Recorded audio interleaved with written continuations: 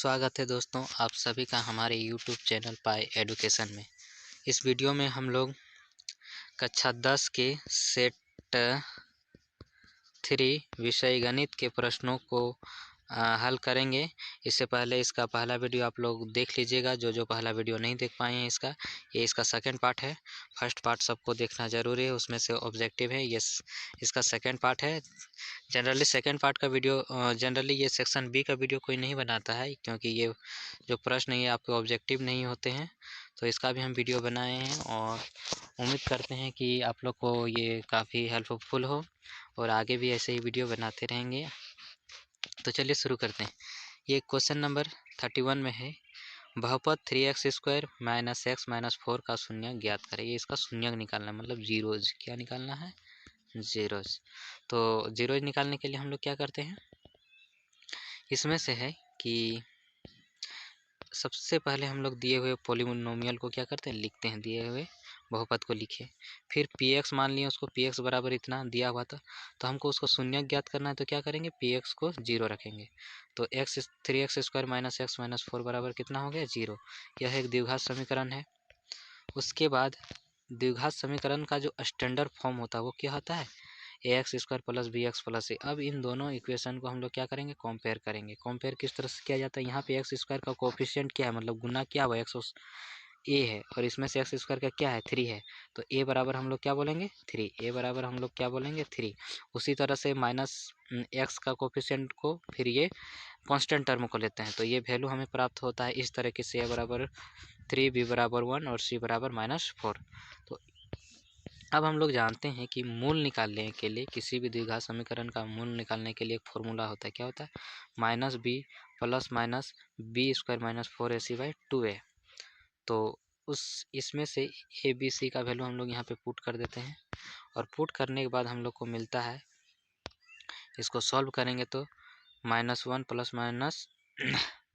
√(-1 के स्क्वायर) -4 × 3 × -4। यहाँ पे गुना करते हैं तो -1 गुना -1 कितना हो जाएगा, -1 गुना -1 1 हो जाएगा, क्योंकि माइनस गुना माइनस बराबर प्लस, यहाँ पे कमेंट भी किया हुआ। और उसके बाद है 4 × 3 × -4। तो ये माइनस और ये माइनस मिलके क्या हो गया, प्लस हो गया। और 4 × 12 12 × 4 = 48। तो ये कितना हो गया, 48। तो 48 + 1 49, और 49 को हम लोग कितना लिख सकते हैं, 7 गुना 7, और इसको हम लोग क्या लिखते हैं, 1 ± 7/6।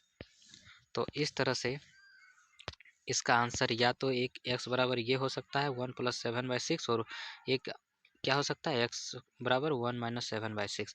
अब इन दोनों को सॉल्व करेंगे तो x का वैल्यू हमारा कितना आ गया, x/4/3 और -1। अतः बहुपद 3x² - x - 4 के शून्य क्या होंगे, -4/3 और 1 है।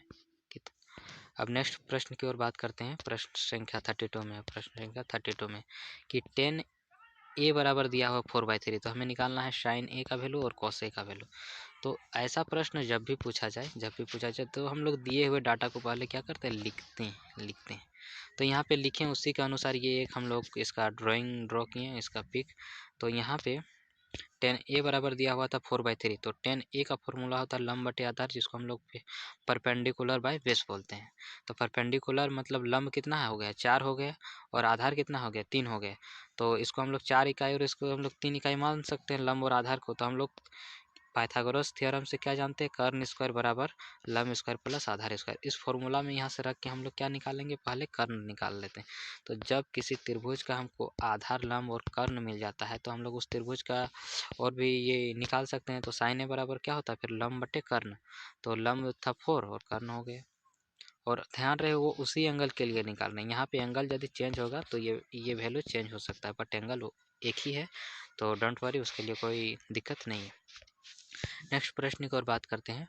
प्रश्न संख्या 34 में है, प्रश्न संख्या 34 कि बिंदुओं ए बी और b - ab के बीच की दूरी ज्ञात करना है। मतलब दो बिंदु दिया हुआ है, यहाँ मान लो यहाँ पे दिया हुआ है ए बी, तो इसके बीच का डिस्टेंस ज्ञात करना है। तो हम लोग जानते हैं दूरी सूत्र से क्या होता है, दूरी सूत्र क्या कहता है कि ए बी के बीच का यदि डिस्टेंस चाहिए यहाँ से यहाँ का, यदि हम लोग को यहाँ से यहाँ का डिस्टेंस चाहिए तो क्या करते हैं, एक फॉर्मूला होता है √(x2 - x1 का whole square plus y2 minus y1 का होल स्क्वायर।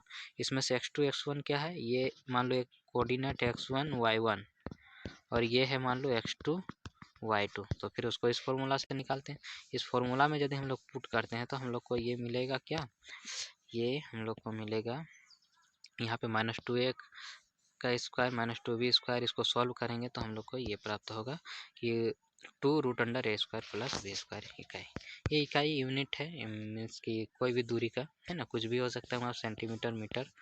अब नेक्स्ट बात करते हैं क्वेश्चन नंबर 34 का। क्वेश्चन नंबर 34 का क्वेश्चन नंबर 34 में है कि tan 2a बराबर दिया हुआ है cot a माइनस 18 डिग्री, जहाँ 2a क्या है, न्यून कोण है। न्यून कोण किसको बोलते हैं, वैसा कौन जिसका मान जो है वो जिसका मान क्या हो 0 और 90 डिग्री के बीच में हो, उसी को हम लोग तो न्यून कोण बोलते हैं ना। तो यहाँ पे दिया हुआ है tan 2a बराबर ये दिया हुआ है, तो हम लोग इसको क्या करें कि ई tan को हम लोग कॉट में बदलने का प्रयास किए। और कॉट में बदलने के लिए एक फॉर्मूला होता है cot 90 माइनस थीटा बराबर cot थीटा ही होता है, तो उसमें बदलें।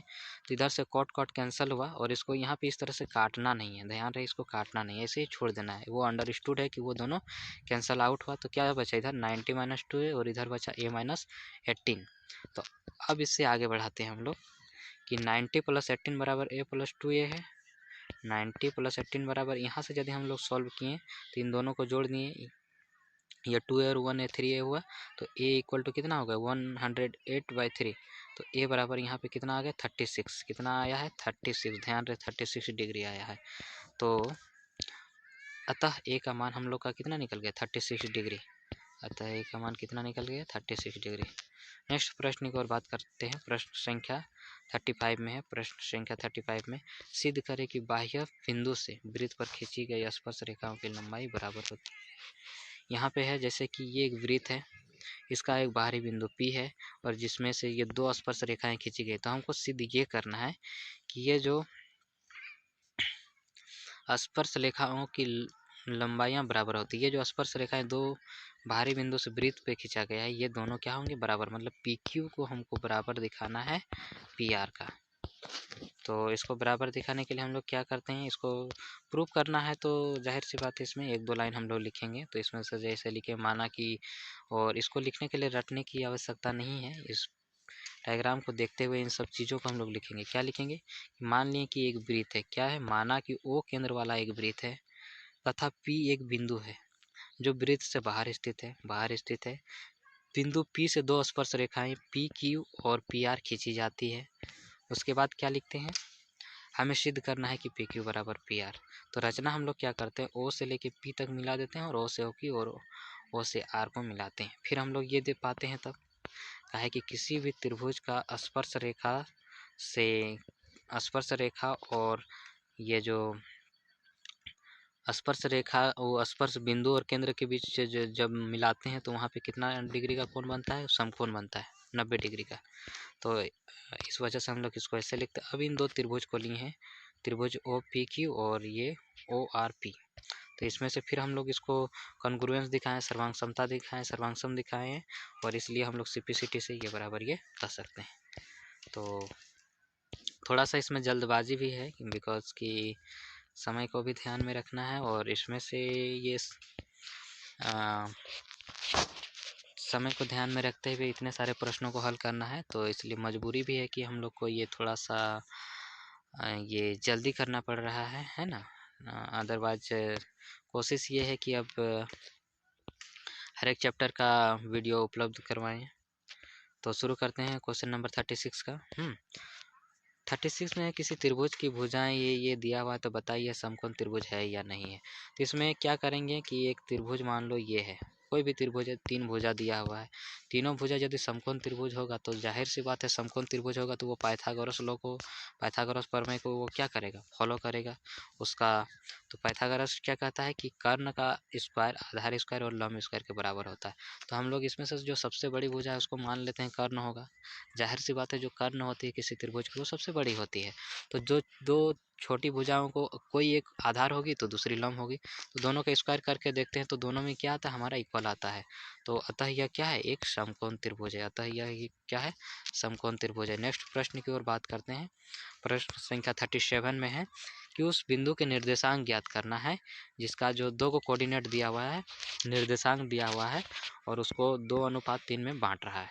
तो हम लोग विभाजन सूत्र से क्या जानते हैं कि विभाजन सूत्र से यदि मान लो ए बी कोई दो बिंदु है जिसका कोऑर्डिनेट x1 y1 और x2 y2 है और बीच का जो कोऑर्डिनेट है पी एक्स वाई और उसको क्या कर रहा है m/n में बांट रहा है, तो इसका फॉर्मूला क्या होता है उस समय, x का जो कोऑर्डिनेट हो जाएगा mx2 + m2 x1 / m1 + m2, इधर में x के जगह पे y कर देना है। याद रखना है, इसमें ट्रिक है 12 21 बाई m1 + m2 दोनों में सेम रहेगा। 12 21 में क्या करेंगे, एक बार x लेना है, दोनों तरफ x x, इधर में y y, 12 21 याद रखना कोडिंग। फिर इसमें हम लोग सब वैल्यू को पुट कर देते हैं, तो इसमें से यहाँ पे पुट किए तो हमारा ये आंसर आ गया पी एक्स वाई का कोऑर्डिनेट 13। नेक्स्ट प्रश्न की ओर बात करते हैं। प्रश्न संख्या 37 है, यदि एक वृत्त का परिमाप और क्षेत्रफल संख्यात्मक रूप से बराबर है तो उस वृत्त की त्रिज्या क्या होगा। तो हम लोग इस दिए हुए स्टेटमेंट को गणितीय रूप में लिखें। क्या लिखें कि वृत्त का जो परिमाप है वृत्त का क्षेत्रफल के बराबर है। कैसे, संख्यात्मक रूप में, प्रश्न के अनुसार जो प्रश्न दिया हुआ है। तो 2πr = πr² हम लोग फॉर्मूला जानते हैं। तो यहाँ से हम लोग r का वैल्यू निकालने का प्रयास किए हैं और r का जो वैल्यू आया कुछ इस तरीके से आया, मतलब कि r का वैल्यू तो यहाँ पे ये आ गया 2r = r², 2r = r²। तो यहाँ पे हम लोग प्रयास ये किए हैं कि 2r = r² है। क्या है, 2r = r² है। ये कब संतुष्ट करेगा, यहाँ r का वैसा वैल्यू रखेंगे जो दोनों तरफ इक्वल हो जाए। तो हम लोग एक रख के देखते हैं, तो 1 × 1 और इधर बराबर कितना हो, 1 का स्क्वायर, एक तरफ 2 आ रहा है एक तरफ 1 आ रहा है, क्या बराबर है, नहीं है। तो r = 1 नहीं हो सकता है। तो r बराबर, फिर आगे हम लोग क्या रखने का प्रयास किए, r = हम लोग 2 रख के देखें तो 2 में सेटिस्फाई किया, इधर भी 4 आया 4। तो अतः इसका जो वृत्त की जो त्रिज्या होगी वो कितनी इकाई हो जाएगी, 2 इकाई। हम लोग इकाई लिखते हैं इसलिए कि वो कोई यूनिट दिया नहीं है, काहे कि 2 लिखना मतलब ये पता नहीं चलता है कि ये 2 आखिर है क्या। इकाई लिख देंगे मतलब उसमें कुछ है, सेंटीमीटर, मीटर, किलोमीटर, जो भी है। आगे बात करते हैं। प्रश्न संख्या 39 में एक एपी में, एपी मतलब अर्थमेटिक प्रोग्रेशन में दिया हुआ है A5D3, A5 A = 5 मतलब कि उसका पहला टर्म, और AN = 50 है। तो हम लोग को इसमें से निकालना है, क्या निकालना है, इसमें से जो डाटा दिया है वो तो लिख दिए, इसमें से n का वैल्यू निकालना है। तो हम लोग क्या किए करें, जो डाटा दिया है उसको लिखें, और हम लोग जानते हैं an = एक फॉर्मूला आता है A + n - 1 × d, सबको जानते ही हैं, याद भी किए होंगे। और ये मैथ्स है कि याद तो नहीं ही किया जाता है, लेकिन प्रैक्टिस किए होंगे तो याद तो होगा ही। तो an का वैल्यू रख दिए, यहाँ a का वैल्यू रख दिए, यहाँ n - 1 और यहाँ d का वैल्यू रख दिए। फिर इसको सॉल्व किए, ये 5 को इधर ले आए तो ये किया 50 - 5 = 3n - 3। तो 45 + 3 = 3n, तो यहाँ 48 बराबर कितना हो गया 3n, तो n = 48/3, तो n बराबर कितना हो गया 16।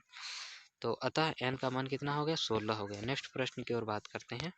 ये भी प्रश्न इम्पोर्टेंट है, खासकर एग्जाम के व्यू से, पॉइंट ऑफ व्यू से, बिकॉज की प्रायिकता से हमें से ही प्रश्न पूछे जाते हैं और ये कुछ करना नहीं होता है कि इसमें से थोड़ी सी जाननी है आपको कि उसमें, तो आप इसको करके आ सकते हैं, क्योंकि ये ज़्यादा सॉल्व नहीं किया जाता है, ये लॉजिक पे काम करता है। थोड़ी सी यदि आपको वो सब बातें पता है तो आप बना लेते हैं। जैसे देखिए, सविता और हमीदा 2 मित्र हैं, इसकी क्या प्रायिकता है, दोनों एक के जन्मदिन भिन्न भिन्न हो और दोनों का जन्मदिन एक हो, लीप वर्ष को छोड़ते हुए, ध्यान रहे लीप वर्ष को छोड़ते हुए। तो जो कुल हम लोग जानते हैं प्रायिकता निकालने के लिए सबसे पहले क्या निकालते हैं, संभावित परिणामों की संख्या। संभावित परिणामों की संख्या कितना है 365, कितना, क्योंकि एक साल में 365 दिन होता है और पहले वहाँ रेस्ट्रिक्शन लगा हुआ है क्या कि ये लीप वर्ष नहीं लेना है, तो ये जाहिर सी बात है 365 होगा। जन्मदिन भिन्न भिन्न होने के संभावित परिणाम क्या हो सकते हैं, 365 - 1 = 364। अब बात करते हैं, अतः जन्मदिन भिन्न भिन्न हो उसका प्रोबेबिलिटी क्या होगा, P4 प्रोबेबिलिटी, हिंदी में क्या बोलेंगे, प्रायिकता। तो 364/365 प्रायिकता बराबर क्या होता है, अनुकूल परिणामों की संख्या, अनुकूल परिणामों की संख्या बटे कुल परिणामों की संख्या। क्या होता है, कुल परिणामों की संख्या। नेक्स्ट बात करते हैं, एक ही दिन जन्मदिन होगा तो क्या उसका जस्ट उसमें 1 कर देंगे। हम लोग जानते हैं किसी घटना का घटने की प्रायिकता प्लस नहीं घटने की प्रायिकता बराबर 1 होता है, तो उसी के फॉर्मूला को हम लोग यहाँ लगाएं। नेक्स्ट बात करते हैं, सेक्शन सी में आते हैं। ये विभाजन एल्गोरिथम का प्रयोग करके हम लोग को इन दोनों को भाग देना है, दो बहुपद को भाग देना है। तो भाग देने के लिए हम लोग क्या करते हैं, इसको बच्चे वाला फॉर्म में लिखें, इस तरह से लिख दिए, इसको अंदर में लिखें, इसको बाहर में लिखें। अब इसको भाग दिए, यहाँ पे बाहर में अंदर में पहला टर्म क्या है, x4 है, तो हमको यहाँ कोशिश करना है कि यहाँ ऐसा टर्म से भाग दें, यहाँ पे हमको ऐसा टर्म रखना है कि उसको पूरा पूरी काट दे। तो यहाँ पे एक्स स्क्वायर रखें तो एक्स स्क्वायर और एक्स स्क्वायर कितना बन गया, x4 हो गया। अब ये माइनस एक्स को एक्स स्क्वायर से गुना किए तो कितना हो गया, माइनस एक्स क्यू हो गया, जिसको हम लोग यहाँ पे लिखे हैं, थोड़ा सा इधर उधर किए हैं और ताकि हम लोग को कैलकुलेशन में आसानी हो। और एक्स स्क्वायर को 1 से किए तो एक्स स्क्वायर, फिर इसका क्या करते हैं, भाग में हम लोग इसमें साइन चेंज करते, तो माइनस किए, यहाँ भी माइनस किए, यहाँ माइनस था तो ये प्लस, फिर यहाँ पे जो कटा उसको काटे, जो बचा हुआ उसको लिख दिए, फिर आगे स्टेप में इसको किए हैं और इस तरह से हमारा शेषफल इसमें कितना आ गया 8। हाँ, किसी को यदि बहुपद का दो बहुपदों को भाग देने नहीं आता है तो वो कमेंट सेक्शन में लिखें, उसके लिए हम एक सेपरेट वीडियो बना देंगे। बच्चे यहाँ पे बहुत गलती करते हैं अक्सर ये, या फिर भागते हैं इस जगह से कि कैसे दो बहुपद को भाग दिया जाए। नेक्स्ट प्रश्न की बात करते हैं, प्रश्न संख्या 42 में है कि 0.2x प्लस 0.3y बराबर 1.3 और 0.4x प्लस 0.5y बराबर 2.3 है। तो इसको हम लोग क्या करें, पहले दोनों तरफ से डेसिमल हटा दिए, पॉइंट हटा दिए, पॉइंट हटा के दोनों तरफ ये सब कैंसिल हो जाएगा, काट के दिखाना नहीं है नॉर्मली। तो 2x, तो इसको नॉर्मल इक्वेशन में आ गया। जब नॉर्मल इक्वेशन की बात हो गई तो इसको भी वैसे ही करेंगे, इसको भी नॉर्मल इक्वेशन में ले आए। अब हम लोग क्या किए हैं कि यहाँ पे इसको सॉल्व करने का 2-3 तरीका है। एक होता है प्रतिस्थापन विधि, एक होता है विलोपन विधि और एक होता है ब्रजगुणन विधि। एक क्या होता है, ब्रजगुणन। तीनों विधि से हम लोग इसको सॉल्व कर सकते हैं, लेकिन यहाँ पे जब मेंशन नहीं है तो हम लोग कैसे भी इसको सॉल्व करना है। सॉल्व करना क्या है कि एक्स और वाई का वैल्यू निकालना। तो हम लोग क्या किए, पहला को समीकरण 1 को 2 से गुना किए और 2 से घटा दिए, तो यहाँ से हम लोग का वाई का वैल्यू आ गया। इस वाई का वैल्यू को हम लोग कहीं भी ऊपर में रख देंगे तो एक्स का वैल्यू आ गया। इस तरह से हम लोग एक्स और वाई का वैल्यू निकाल लिए। अतः एक्स और वाई का जो मान होगा वो कितना है, 2 और 3 है। आप लोग इसका स्क्रीनशॉट लेते रहिएगा और यदि किसी को पीडीएफ चाहिए तो कमेंट सेक्शन में लिखें कि हमें पीडीएफ चाहिए, तो कोशिश करेंगे कि उसको पीडीएफ उपलब्ध करवाया जाए। चलिए शुरू कर, अगला क्वेश्चन की ओर बढ़ते हैं। क्वेश्चन नंबर 43 में है। क्वेश्चन नंबर 43 में एक एपी दिया हुआ है जिसका प्रथम पद ये है और अंतिम पद ये है और योग इतना है, तो उसका पदों की संख्या और सार्वंतर ज्ञात करना है, मतलब कॉमन डिफरेंस और एन और डी ये दोनों ही निकालने हैं हमें। तो जो सॉल्व करने का तरीका, जो डाटा दिया हुआ है उसको लिखे, उससे रिलेटेड फॉर्मूलों को लिखते हैं। तो एस जो किसी भी एपी का जो सम निकालना जाता है, मतलब जोग निकाला जाता है दो फॉर्मूला से। एक एस एन बराबर होता है n/2 into 2a plus n minus 1 into D, और एक फार्मूला ये भी होता है, क्या होता है ये फार्मूला, ध्यान रखना, n/2 इंटू ए प्लस एन। तो यहाँ पे फर्स्ट पहला पद और अंतिम पद, ए को क्या बोलेंगे पहला पद और एन को क्या बोलेंगे अंतिम पद, दोनों को जोड़ को n/2 इंटू ये होता है एस बराबर। तो हम लोग इसको यहाँ से सॉल्व करते हैं। यहाँ पे जब वैल्यू हम लोग रखेंगे तो ये यहाँ s बराबर 400 दिया तो था, n का वैल्यू नहीं मालूम, a बराबर 5, n बराबर 45। इसको जब हम लोग सॉल्व करेंगे तो n बराबर हमारा वैल्यू कितना निकला, n बराबर हमारा वैल्यू निकल के आया 16। n बराबर वैल्यू निकल के कितना आया 16। तो अब हम लोग यहाँ से एन भी निकाल सकते हैं। एन बराबर क्या होता है, A plus N minus 1 into D. यहाँ से हमारा क्या होगा, डी मिलेगा, क्योंकि ए एन वे ए है, एन भी है, तो हम डी निकाल सकते हैं। यहाँ पे वैल्यू पुट करके हम लोग क्या निकाले, डी। तो अतः इसका डी बराबर कितना हो गया, 8/3। और पीडीएफ में आप लोग को थोड़ा दिक्कत होता होगा देखने के लिए, और ये थोड़ा सा एक प्रॉब्लम है कि इस चीज़ को दूर कर लेंगे धीरे धीरे। और हम लोग नेक्स्ट प्रश्न की ओर बात करते हैं। प्रश्न संख्या 44 में है, cos A upon 1 plus sine A plus 1 plus sine A upon cos A बराबर 2 से कि हम लोग ये प्रूफ करना है, मतलब एलएचएस बराबर आर। तो एलएचएस से लेके हम लोग शुरू किए हैं, तो हम लोग इसको एलसीएम ले लिए, 1 plus sine A into cos A, तो ये यहाँ पे गुना हो जाएगा और ये यहाँ पे गुना हो जाएगा, कर दिए। उसके बाद है इसमें से है कि cos square A plus 1 plus 2 sine A plus sine square A बराबर क्या बाई cos A 1 plus sine A. यहाँ पे से कॉस स्क्वायर ए, यहाँ पे कॉस स्क्वायर ए और साइन स्क्वायर ए को दोनों को इधर लेते आए और दोनों का वैल्यू कितना होता है, हम लोग फॉर्मूला जानते हैं, cos square A plus sine square A बराबर कितना होता है, 1 होता है। तो इसका वैल्यू यहाँ पे कितना हो गया, 1 हो गया, ये 1 यहाँ पे, ये 2 साइन है। फिर यहाँ से क्या कि 1 1 2 हो गया और वो दोनों जगह से 2 को कॉमन ले लिए। 2 से कॉमन लेने के बाद यहाँ पे हमारा बचता है 1 प्लस साइन है और 1 प्लस साइन है कैंसिल आउट, तो 2/sec है, तो ऊपर जाएगा कॉस, तो sec a हो जाएगा। तो इस तरह से ये यहाँ पे प्रूफ हुआ। और नेक्स्ट प्रश्न की ओर बात करते हैं। प्रश्न संख्या इसमें से है 45। इसमें से एक दिया हुआ है कि एक त्रिभुज की जो भुजाएं हैं ये दिया हुआ है, तो इसको रचना करना है, ये बच्चे खुद करें या फिर इसका हम अभी इसको स्किप करते हैं। और नेक्स्ट प्रश्न है कि एक वृत्त के चतुर्थांश का क्षेत्रफल ज्ञात कीजिए जिसकी परिधि। तो यहाँ पे एक वृत्त का चतुर्थांश, ये एक वृत्त है, तो इसका 4 भाग में बांट दिया, तो मतलब चारों भाग में से किसी एक भाग का तुमको निकालना है एरिया। तो वृत्त की परिधि बराबर कितना होता है, यहाँ पे दिया हुआ है, सॉरी, वृत्त की परिधि बराबर कितना, 22 सेंटीमीटर। तो वृत्त की परिधि का फॉर्मूला 2πr बराबर कितना, 22 सेंटीमीटर। तो r बराबर यहाँ से निकला 22/2π। इसको हम लोग यहाँ पे और भी सॉल्व करके लिख सकते हैं, बट सॉल्व करना उचित नहीं है, वहाँ पे लेंदी होगा ये हमारा कैलकुलेशन। तो वृत्त के चतुर्थांश का क्षेत्रफल, वृत्त का क्षेत्रफल कितना होता है, πr², चतुर्थांश पूछा इसलिए 1/4 से गुना कर दें। फिर यहाँ पे सारे वैल्यू को रखें, तो ये जो हमारा आंसर आया कितना, 77/8 सेंटीमीटर स्क्वायर।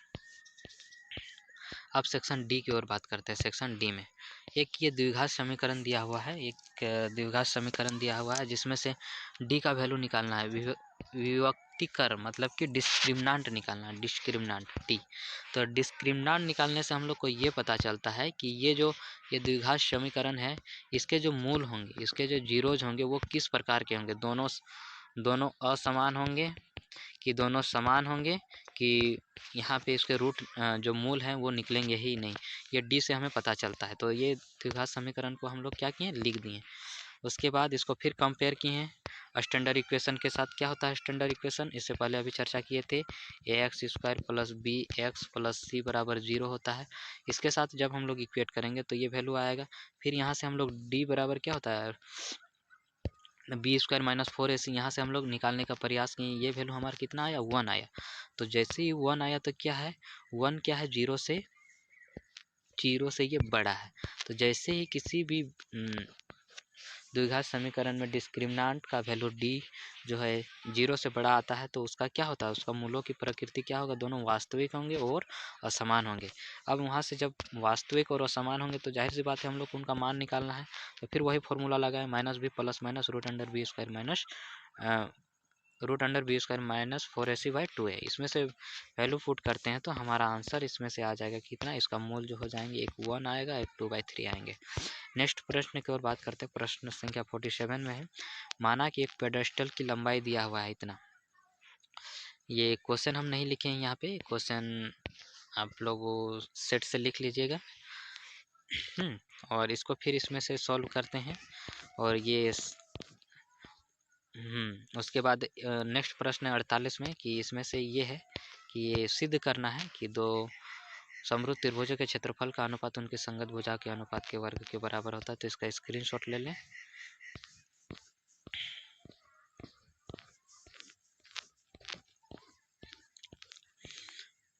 उम्मीद करता हूं कि आप लोगों को यह वीडियो अच्छा लगा होगा। और ये जो क्वेश्चन नंबर 49 है ये बहुत ही लॉन्ग है, और ये आप लोग एनसीईआरटी के एग्जाम्पल में देखेंगे तो इसका आंसर आप लोग को आराम से मिल जाएगा, इसलिए उतना चिंता की कोई बात नहीं। और इतने लॉन्ग प्रश्न जैसे एग्ज़ाम में तो नहीं ही आते, लेकिन यदि आ जाए तो भी एक बार देख लेना है। और ये वीडियो हमारा यहीं पे समाप्त होता है, और नेक्स्ट वीडियो ज़रूर लेके आएंगे जल्दी से जल्दी। Thanks for watching my video. धन्यवाद।